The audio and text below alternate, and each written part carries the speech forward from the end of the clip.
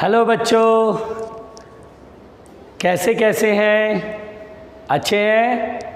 पढ़ाई कर रहे हैं? पढ़ने में मन लगता है? पहले तो पढ़ने में मन लगना चाहिए। बहुत मौज मस्ती हो गई, पढ़ाई अब धुआंधार चल रही है बेटा। और सब लोग बुकलेट बनाना शुरू कर दो वेक्टर की बुकलेट। ज़्यादा से ज़्यादा क्वेश्चन लगाओ, जितना क्वेश्चन लगाओगे उतना बढ़िया रहेगा। अब बेटा हम लोग यहाँ पर लास्ट टाइम हमने पढ़ा था डॉट प्रोडक्ट या जिसे बोलते हैं स्केलर प्रोडक्ट। अब बेटा डॉट प्रोडक्ट या स्केलर प्रोडक्ट की थ्योरी हम पढ़ चुके थे। आइए क्वेश्चन करते हैं, ठीक है? चलिए बेटा आज जम के क्वेश्चन करेंगे। देखिए मान लीजिए अब क्वेश्चन कर रहे हैं, ध्यान से सुनना।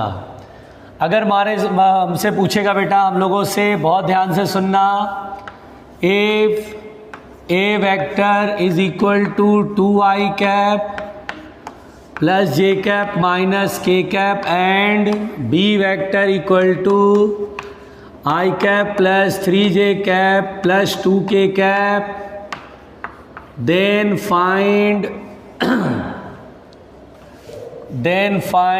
angle between A vector and B vector. हमें ए वेक्टर और बी वेक्टर के बीच का एंगल फाइंड करना है। सॉल्यूशन देखो बेटा, ए वेक्टर भी मालूम है, बी वेक्टर भी मालूम है और हमें एंगल फाइंड करना है। कैसे फाइंड करेंगे दो वेक्टर के बीच का एंगल? तो हम यहाँ पर डॉट प्रोडक्ट पहले तो ए वेक्टर हमारे को दिया है 2i कैप प्लस जे कैप माइनस के कैप। इसका सोल्यूशन देखना बेटा, मैग्नीट्यूड लिखेंगे पहले तो अंडर रूट आई की कोफिशिएंट क्या है? 2 का स्क्वायर 4, जे की कोफिशिएंट कितना? 1 का स्क्वायर 1 और के की कोफिशिएंट 1 -1 नहीं 1 लेंगे, मैग्नीट्यूड लेना है। 1 का स्क्वायर 1, तो ये कितना आएगा बेटा? √6। बहुत बढ़िया। अब आइए बी वेक्टर कितना है? I cap plus 3j cap plus 2k cap. तो बी वेक्टर का मैग्नीट्यूड हो जाएगा अंडर रूट, देखिए आई का कोफिशिएंट 1 का स्क्वायर 1, 3 का स्क्वायर 9, 2 का स्क्वायर 4, 9 4 13 प्लस 1 √14। और अब बेटा हम लोग यहाँ पर a डॉट बी सॉल्व कर लेते हैं। a डॉट बी कैसे करते थे? i डॉट i1 तो 2 1 जा 2, j डॉट j1 3 1 जा 3 और प्लस में है ना, k डॉट k1 -1 इंटू 2 -2। इसने इसको काट दिया, a डॉट b भी निकल गया। तो बस अब करना क्या है? cos theta is equal to a dot b upon A B, a dot b upon A B. a dot b कितना होएगा बेटा? 3 और a कितना बेटा? √6 और b कितना? √14। लो जी हो गया जी। थीटा बराबर होएगा कॉस इनवर्स 3 अपॉन, देखो तो बेटा इसमें 3 2 जा 6 और इसमें 7 2 जा 14 हो जाएगा। 3 2 जा 6 और 7 2 जा √2 हो जाएगा। 2 यहाँ क्या आएगा? 3 और यहाँ क्या आएगा? 7 7 3 21, तो √21 कर लो। ये हमारे पास आंसर होएगा। तो इस तरह से बेटा हम लोगों ने देखा कि कैसे क्वेश्चन सॉल्व होता है, ठीक है? परेशान नहीं होना है। इस तरह का क्वेश्चन आपको मैंने कराया भी है। आज हम लोग सिर्फ क्वेश्चन करेंगे जिससे कि ये समझेंगे कि क्वेश्चन बनता कैसे। आपसे क्वेश्चन बनने लगेगा। आज आप पढ़ लेंगे ठीक से, डाउट देख लेंगे कि कैसे क्वेश्चन बनता है, तो आपसे फिर अब क्वेश्चन बनने लगेगा। मिटाते बेटा, ध्यान देने की बात है यहाँ पे, घबराना नहीं। अगला क्वेश्चन देखते हैं कैसे बनेगा। देखो बेटा, देखिए ध्यान से देखिए बेटा, ईमानदारी से। मान लीजिए बेटा A vector is equal to लिखा है i cap plus alpha j cap plus 3k cap and B vector equal to लिखा है -2i cap -3j cap plus k cap. ठीक है बेटा, देखिए यहाँ पर ए वेक्टर लिखा है i cap plus alpha j cap plus 3k cap, B vector लिखा है -2i cap -3j cap plus k cap. तो कह रहा है then for what value of alpha then for what value of alpha, यानी अल्फ़ा का वैल्यू कितना हो बेटा, for what value of alpha the A vector perpendicular to B vector, यानी अल्फ़ा का वैल्यू कितना हो जिससे कि ए वेक्टर और बी वेक्टर एक दूसरे के क्या हो, परपेंडिकुलर हो। तो यहाँ पर बेटा सॉल्यूशन लिखेंगे कि ए वेक्टर ये है, बी वेक्टर ये है, अल्फ़ा बताना है ताकि अल्फ़ा की वैल्यू कितनी हो ताकि ए वेक्टर बी वेक्टर के परपेंडिकुलर हो। ठीक है, forward value of alpha the A vector perpendicular to B vector. देखिए हमने आपको बता रखा, पहले तो ए वेक्टर लिख लीजिए i cap plus alpha j cap plus 3k cap and B vector equal to लिखा है बेटा -2i cap minus 3j cap plus k cap, this is B vector. हमने आपको बता रखा है बेटा कि जब दो वेक्टर परपेंडिकुलर होते हैं तो इनका डॉट प्रोडक्ट 0 होता है। When two vectors are perpendicular to each other then the dot product will be 0। अब आइए डॉट प्रोडक्ट निकालते हैं, आई डॉट आई 1, तो 1 into -2 -2, J dot J 1, alpha into -3 तो -3 अल्फ़ा, के डॉट के 1, 3 1 जा 3 इक्वल टू 0, 3 में से 2 गया 1 और 3 अल्फ़ा उधर गया तो 3 अल्फ़ा इज इक्वल टू कितना आएगा बेटा 1, तो अल्फ़ा इज इक्वल टू 1/3। देखिए ये हमारा आंसर होएगा और ये बहुत ही सिंपल है बेटा, अल्फ़ा 1/3 होगा, 1/3 रखोगे तो दोनों वेक्टर एक दूसरे के परपेंडिकुलर हो जाएगा। कहानी बहुत साफ साफ है बेटा, कोई लफड़ा नहीं है, बहुत सीधा सीधा कहानी है, आपको ध्यान से समझना होगा जो बातें मैं समझा रहा हूं आपको। ठीक है, आइए बिल्कुल ध्यान से सुनना, अगला क्वेश्चन ध्यान से समझेंगे बेटा, अगले क्वेश्चन की तरफ बढ़ेंगे। देखिए अब अगर मान लीजिए आपसे कहेगा इफ लीनियर मोमेंटम,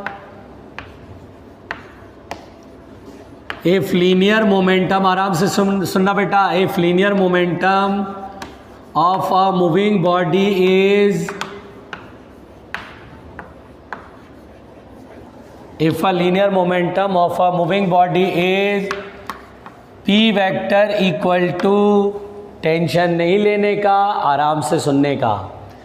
मान लीजिए p वेक्टर दिया है बेटा, सपोज दैट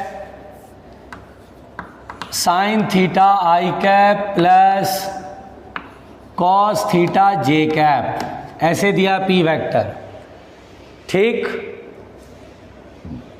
या साइन टी कर लो, t इज द टाइम। देखिए बेटा p वेक्टर लिखा है sine T I cap plus cos T J cap. अब हमसे बोला है then find the angle between force and linear momentum, force F vector and linear momentum P vector, है ना बेटा, बहुत आराम से सुनना, लीनियर मोमेंटम पी वेक्टर। अब आप बोलेंगे कि सर यहाँ पे कह रहा है if linear momentum of a moving body is this, और बोला है then find the angle between force and linear momentum, तो दो वेक्टर के बीच के एंगल के लिए दोनों वेक्टर तो दो सर, मोमेंटम पी वेक्टर तो हमें मालूम है, फोर्स तो आपने दिया ही नहीं, और आप दोनों वेक्टर के बीच का एंगल कह रहे हो, तो कैसे सॉल्व करेंगे बेटा, इस क्वेश्चन को देखना, आराम से सीख लो इस क्वेश्चन को। तो हम बोलेंगे देखिए लीनियर मोमेंटम कितना दिया है, sine T I cap plus cos T J cap, यही दिया है ना। तो बेसिकली बेटा 9th क्लास में हमने पढ़ा था, और आगे हम आपको इसी चैप्टर के बाद मोशन के बाद लॉज ऑफ मोशन शुरू होगा, जिसमें मैं आपको बताऊंगा force is equal to rate of change of momentum होता है, और मैथमेटिक्स की नज़र से क्या पढ़ेंगे, differentiation of P vector with respect to T, यानी बेटा हम इसको डिफरेंशिएट कर देंगे तो क्या मिल जाएगा, फोर्स। तो चलिए डिफरेंशिएट कीजिए, साइन टी का डिफरेंशिएशन टी के रिस्पेक्ट में कॉस टी आई कैप, और कॉस का डिफरेंशिएशन याद है मैंने कराया माइनस में, तो माइनस साइन टी, सी से स्टार्ट हो रहा तो बताया था माइनस में, ये आया बेटा, ये मोमेंटम और ये फोर्स है, दोनों के बीच का एंगल पता करना है। तो एंगल पता करने के लिए पहले डॉट प्रोडक्ट देख लेते हैं। F vector dot P vector पहले निकाल लेते हैं। बताइए डॉट प्रोडक्ट, ये आई है, यहाँ भी आई डॉट आई 1, तो दोनों का multiply sine T cos T. आराम से सुनना बेटा। और फिर यहाँ जे और जे डॉट जे 1, तो plus cos T minus sine T, plus minus minus, और फिर से साइन टी कॉस टी आ गया। और बेटा यहाँ पर जितना प्लस उतना ही माइनस, कैंसिल आउट। तो दो वेक्टर का डॉट प्रोडक्ट क्या है? 0। यानी दो वेक्टर का डॉट प्रोडक्ट 0 का मतलब क्या हुआ? दोनों वेक्टर एक दूसरे के परपेंडिकुलर। यस, सो यहाँ बहुत क्लियर है बेटा, F vector perpendicular to P vector. देखो angle between force and linear momentum is 90 degree. तो बेटा कुल मिलाकर अगर आप ध्यान से देखो तो हमारे पास ये कहानी है, फोर्स और लीनियर मोमेंटम के बीच का एंगल 90 डिग्री है परपेंडिकुलर टू पी वेक्टर। और वैसे भी बेटा मैंने आपको बताया था, जब किसी वेक्टर को डिफ्रेंशिएट करते हैं तो जो नया वेक्टर मिलता है वो परपेंडिकुलर होता है इस वेक्टर के। आप डायरेक्ट बोल सकते हैं सर डिफ्रेंशिएट कर रहे हैं, सर ये जो नया फोर्स होगा मतलब जो नया वेक्टर मिलेगा वो इस वेक्टर जो जिसको डिफ्रेंशिएट करे उसके परपेंडिकुलर मिलेगा। आप इतना सॉल्व करने के बजाय जो मैंने आपको कॉन्सेप्ट बताया था कि जब किसी वेक्टर को डिफ्रेंशिएट करने के बाद जो नया वेक्टर मिलता है वो परपेंडिकुलर हो जाता है, तो आप डायरेक्ट आंसर दे सकते हैं सर फोर्स कैसे निकलेगा? लीनियर मोमेंटम के डिफ्रेंशिएशन से, डिफ्रेंशिएट करेंगे तो फोर्स जो होगा लीनियर मोमेंटम के परपेंडिकुलर हो जाएगा। तो कुल मिलाकर के बेटा ये बहुत आसान था, कंसेप्चुअली भी आप बना सकते थे और न्यूमेरिकली आपके सामने है। और क्वेश्चन करते हैं, डोंट वरी रहना, परेशान मत होना बेटा प्लीज। देखिए ध्यान से सुनिए, बड़े प्यार से सुनिएगा, आराम से सुनिएगा। देखिए नेक्स्ट क्वेश्चन बेटा, मान लीजिए if force acting on a body is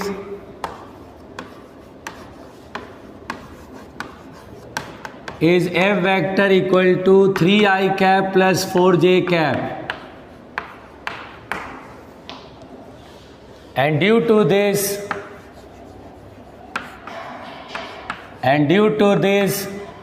the displacement in the body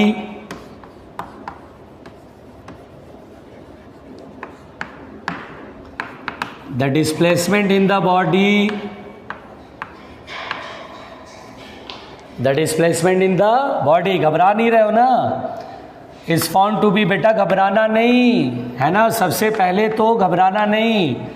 is found to be S vector equal to minus I cap plus 2j cap. तो कह रहा है then find the work done by the force, then find the work done by the force, बिना किसी लफड़े के, जोर से बोलो, बिना किसी लफड़े के, कोई लफड़ा नहीं करेगा भाई। ये क्वेश्चन मैंने दिया, मैं ही बनाऊंगा, बस आप लोग एक काम करना है, इस क्वेश्चन को अगर बनाना चाहो तो वीडियो रोक लो, वीडियो रोक करके अटैम्प्ट लो, और नहीं बनेगा तो मैं हूं ना, आप स्टूडेंट, आप गलत कर सकते हैं, आपको नहीं आ सकता है, आपको सीखना ही तो है और मेरा काम है सिखाना। आपके डाउट्स को मैं ही तो क्लियर करूंगा। तो स्टूडेंट लाइफ में अगर कोई क्वेश्चन नहीं बनता है तो इसके लिए बहुत ज़्यादा परेशान होने की ज़रूरत नहीं है बेटा, आपको धीरे धीरे आएगा, बस आपको लगना पड़ेगा। जैसे मैं समझा रहा हूँ, अब जैसे ये सारे क्वेश्चन जो मैंने बताया, ये सारे क्वेश्चन जिस बच्चे ने दोबारा 3 बार 4 बार प्रैक्टिस करा वो बच्चा न्यूमेरिकली एक्सपर्ट होने लगेगा, उसको न्यूमेरिकल बनने लगेंगे। मैं इतने आराम से पढ़ा रहा हूँ, डेली आप वीडियो देखते हैं, उस लेक्चर को नोट्स में लिखते हैं, फिर उसके बाद रफ में प्रैक्टिस करते हैं। क्यों नहीं बनेगा कॉन्सेप्ट? आप बहुत कुछ सीख सकते हैं तो क्यों नहीं बनेगा? समझ में आ रही बात? और ध्यान से सुनिएगा, ये बहुत ज़रूरी बेटा। तो देखिए अब हम इसका क्वेश्चन का सलूशन कैसे करेंगे, ध्यान से सुनिए। If force acting on a body is F vector मालूम है, due to this the displacement in the body is found to be this. देखिए बेटा फोर्स मालूम है, डिस्प्लेसमेंट मालूम है, और हमसे क्या बोला? Work done by the force. तो वर्क डन का फॉर्मूला मैंने बताया था, F vector dot S vector, बोला था बेटा। फोर्स और डिस्प्लेसमेंट का dot product is the work done.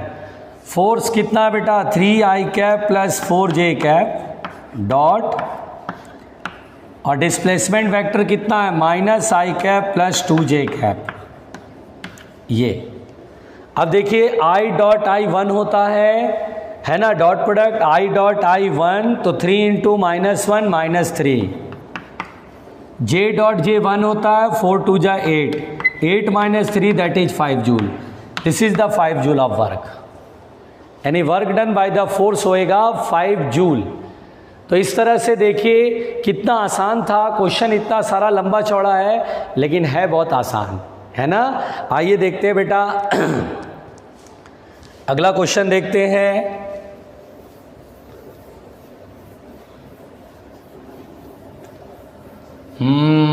घबराएगा कोई नहीं, इसी टाइप का क्वेश्चन लेते हैं। Force acting on a body is i cap plus 2j cap plus k cap कर लेते हैं, and due to this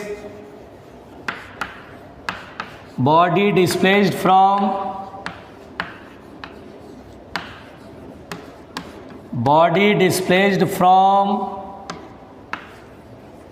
from 0,1,2 से -1,2 से -1, -2, -3 तक गया।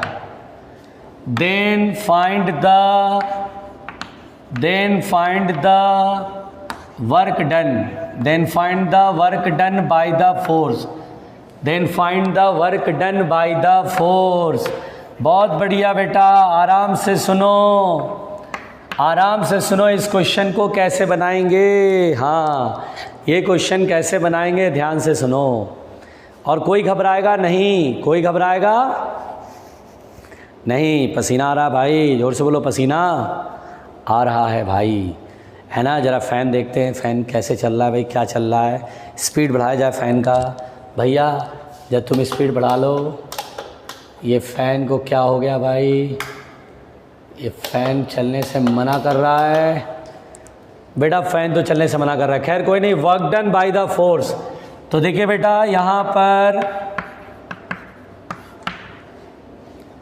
ये जो फोर्स है बेटा, ये लिखा है i cap plus 2j cap plus k cap. Very good.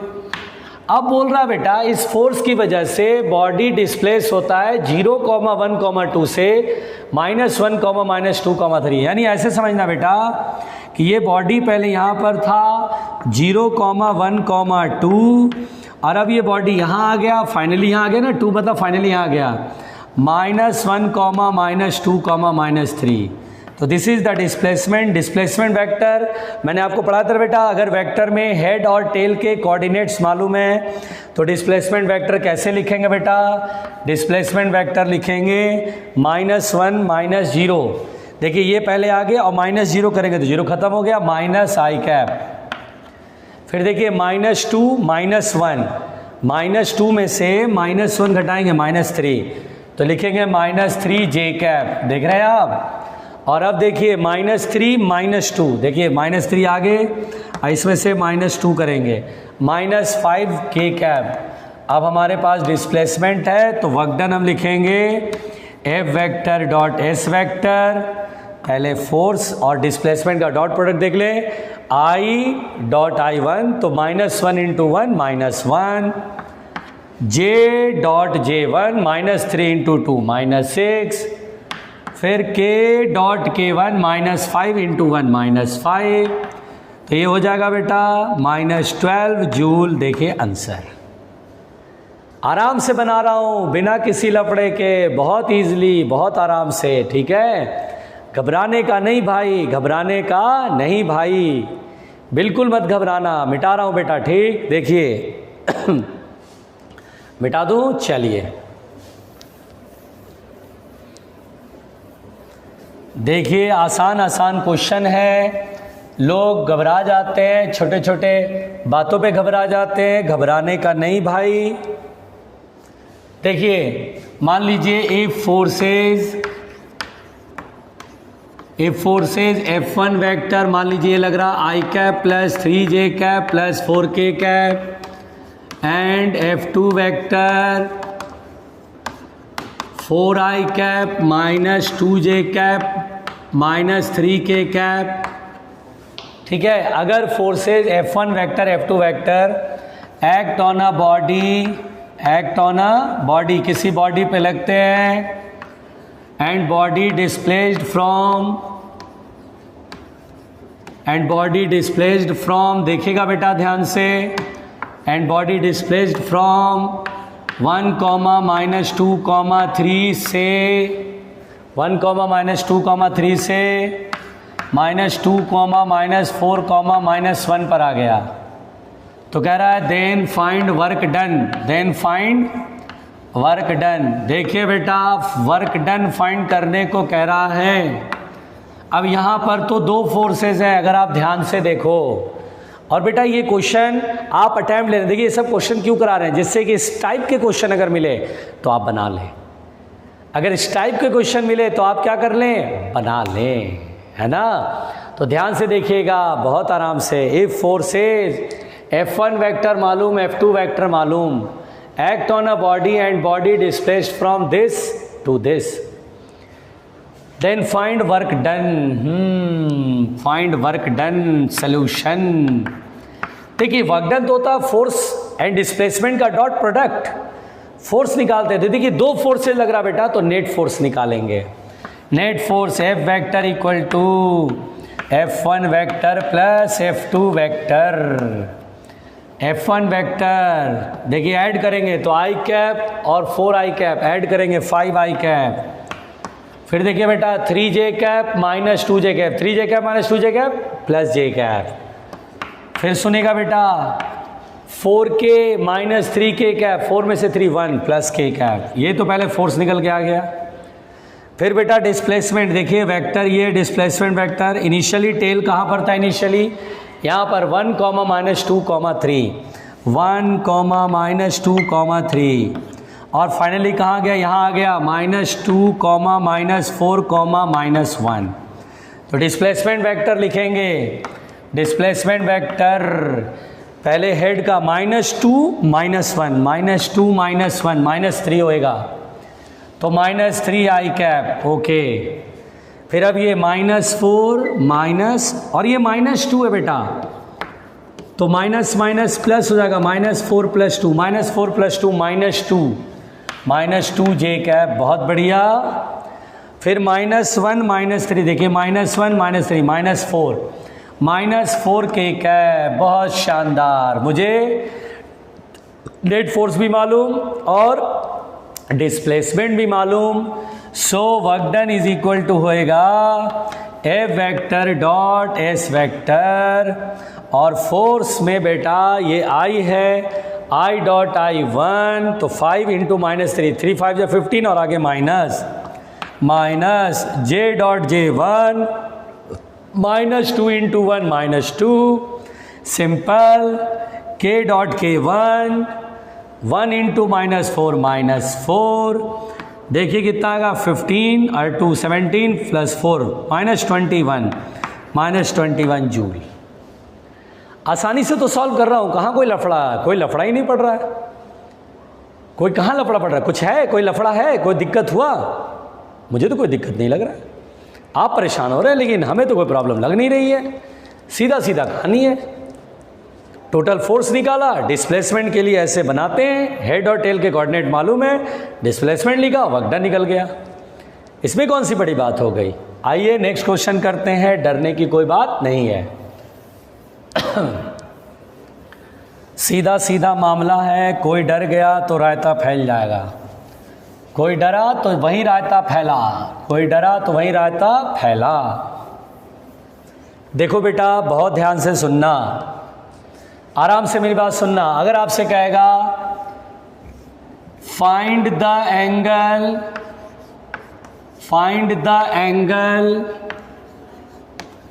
Made by A vector equal to I cap plus 2j cap with y axis, तो बेटा यहाँ पर बेटा बहुत ध्यान से सुनना, ये बहुत ही इजी क्वेश्चन है, इसको दो तरीके से बना सकते हैं। कैसे कैसे बनाएंगे, बहुत आराम से सुनना। देखिए पहले तो आप इसको बहुत इजी मेथड से बना सकते हैं। एक्स एक्सिस, वाई एक्सिस, और ये ए वेक्टर है बेटा, जिसका एक्स कंपोनेंट कितना है, आई कैप यानी 1 है, आई का ऑपोजिट 1, यानी एक्स कंपोनेंट 1 है, वाई कंपोनेंट कितना है 2 है, और वाई कंपोनेंट इधर 2 है। मुझसे बोला ए वेक्टर वाई के साथ एंगल कितना बनाएगा, थीटा। अपन पढ़ते थे ना टेन थीटा का वैल्यू, टेन थीटा जिसके साथ एंगल बनाएगा उसको नीचे, 2 के साथ एंगल बनाया तो 2 नीचे और ये वाला ऊपर। हो गया जी थीटा बराबर tan इनवर्स 1/2। अच्छा कभी कभी क्या होता है, tan थीटा आपने निकाला और ऑप्शन में cos इनवर्स दिया, sin इनवर्स। अगर मुझे tan थीटा 1/2 है, मान लीजिए cos में बदलना है, तो तुरंत राइट एंगल ट्रायंगल खींचेंगे, थीटा ऐसे बनाएंगे, और tan थीटा मतलब परपेंडिकुलर अपॉन बेस, परपेंडिकुलर 1 है, थीटा के सामने परपेंडिकुलर 1 है और बेस 2 है।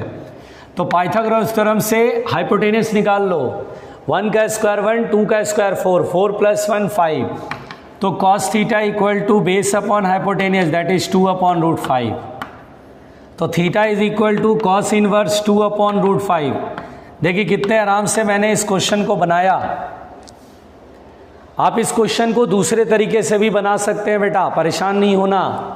आप इस क्वेश्चन को दूसरे तरीके से बना सकते हैं। देखिए A vector equal to i cap plus 2j cap है, और देखिए विद वाई एक्सिस कह रहा है, तो वाई एक्सिस की तरफ जो यूनिट वेक्टर है वो जे कैप है। तो आप सोच लीजिए दूसरे वेक्टर को जे कैप मान लीजिए, यूनिट वेक्टर जे कैप वाई की तरफ। अब ऐसे सोचिए दोनों के बीच का एंगल बताना है, तो एंगल तो पहले डॉट प्रोडक्ट, डॉट प्रोडक्ट कितना होगा बेटा, ए डॉट बी, आई यहाँ नहीं है, खत्म हो गया, जे डॉट जे 1 तो 2 होएगा, और ए का मैग्नीट्यूड कितना होगा, √1 का स्क्वायर 1, 2 का स्क्वायर 4, √5, और बी की वैल्यू कितना होएगा बेटा 1। तो cos थीटा बराबर क्या पढ़े थे, A dot B upon A B, A dot B कितना 2/√5, थीटा cos इनवर्स 2/√5। सेम आया ना, कोई भी कर सकते हैं बेटा, डोंट वरी, परेशान नहीं होना है, आसान होता है डॉट प्रोडक्ट का क्वेश्चन, वेरी इजी। आप देख रहे हैं कितना आसानी से मैंने बनाया, कोई लफड़ा हुआ क्या, मुझे तो कोई लफड़ा नहीं लग रहा है, सिंपल लग रहा है। और सुनिए, देखिए मैं आपको और बताता हूं बेटा, बस परेशान नहीं होना, इट्स मी ओनली, समझा रहा हूं आपको आराम से। मान लीजिए बेटा देखिए बिल्कुल आराम से समझना अगला क्वेश्चन, परेशान नहीं होना बेटा। देखिए बेटा, अगर मान लीजिए हमसे बोलेगा if position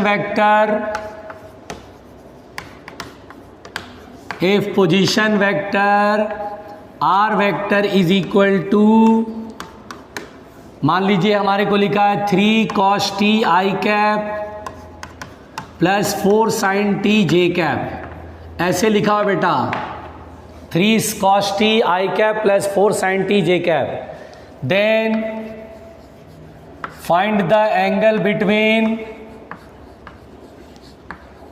position vector and velocity vector, angle between position vector and velocity vector. घबराएगा कोई नहीं, position vector and velocity vector. तो देखिए बेटा इस क्वेश्चन को कैसे बनाएंगे, देखिए समझिए ध्यान से। हमारे पास पोजीशन वेक्टर ये है और हमसे कह रहा है एंगल बिटवीन पोजीशन वेक्टर है वेलोसिटी वेक्टर। आप बोले सर 2 वेक्टर का एंगल है, तो 2 वेक्टर तो दो, केवल आप पोजीशन वेक्टर दे रहे हो। तो बेटा आप भूल गए, position vector 3 cos t i cap plus 4 sin t j cap है। अगर आप ठीक से देखो तो वेलोसिटी वेक्टर पता है क्या होता है, differentiation of R vector with respect to T, यानी change in position with respect to time. Differentiation of R vector with respect to t, differentiate करेंगे, कॉस का differentiation minus sine T I cap plus sine का differentiation cos T जे cap. अब मुझसे कहेगा दोनों के बीच का एंगल, तो डिफरेंशिएट करने पे ऐसे ही समझ में आ रहा परपेंडिकुलर हो जाएगा सर। खैर फिर भी हम डॉट प्रोडक्ट देखें, तो डॉट प्रोडक्ट में आई डॉट आई वन, तो 3 3 जा 9, माइनस के साथ -9 sin t cos t। यहां पर बेटा प्रोडक्ट परपेंडिकुलर आएगा बेटा? आएगा क्या? नहीं आएगा। एक्चुअली क्वेश्चन गड़बड़ है, यहाँ 3 होएगा। क्या होगा बेटा? 3। अब सही है, अब सही है ना, गड़बड़ कर दिया था मैंने। अब आप बोलेंगे सर एक मिनट सर, जब यहाँ 4 था, यहाँ भी 4 था, 4 4 जा 16 plus 16 sin t cos t, cut नहीं पाएगा सर, तो फिर सर डिफरेंशिएशन करने के बाद 0 क्यों नहीं आ रहा है ना क्वेश्चन? आपने सर यहाँ 3 करा, चलो ठीक है 3 करा, यहाँ 3 3 जा 9 -9 cos t, ये अच्छी बात है सर, 3 3 जा 9 sin t cos t, और बेटा यहाँ पे ये 0 हो गया, ये और ये कट गया। लेकिन सर एक बात मेरे को पूछना है, कन्फ्यूज़न आता है, स्टूडेंट पूछते हैं, बोलते हैं सर मेरे को एक बात पूछना है, यहाँ 4 था, चलिए यहाँ 4 आपने माना था ना, चलिए 4 रखिए, 4 यहाँ 4 4 4 जा 16 आएगा, 16 और 9 कट थोड़ी ना जाएगा, तो सर 0 तो आया नहीं, डिफ्रेंशिएट करने पे 0 तो नहीं आया। तो बेटा ऐसा इसलिए हुआ कि डिफ्रेंशिएट करने पर परपेंडिकुलर तब आएगा जब जिस वेक्टर को हम डिफरेंशिएट करें उसका मैग्नीट्यूड टाइम के साथ नहीं बदले। देखिए इसका मैग्नीट्यूड टाइम के साथ बदलेगा, जैसे देखिए R vector is equal to, पहले तो ये क्वेश्चन समझ में आ गया, ये क्लियर हो गया कि velocity vector is perpendicular to R vector. अब मैं आपको एक फैक्ट सिखाता हूं, जैसे समझना, पहले वो फैक्ट समझो। ये क्वेश्चन बन गया बेटा, दोनों के बीच का एंगल 90 डिग्री होगा, ये क्लियर हो गया। अब मैं आपको एक कंफ्यूजन डिस्कस करता हूं, देखो आराम से मेरी बात सुनते रहोगे तो समझ जाओगे। देखो अगर मैं इसमें एक कहानी तो बन गई, क्वेश्चन कंप्लीट हो गया। अब जरा मैं एक कंफ्यूजन ऐसे डिस्कस कर रहा हूं। मान लीजिए बेटा आर वेक्टर की वैल्यू मैं बोलूँ 3 cos t plus 3 cos t i cap plus 4 sin t j cap.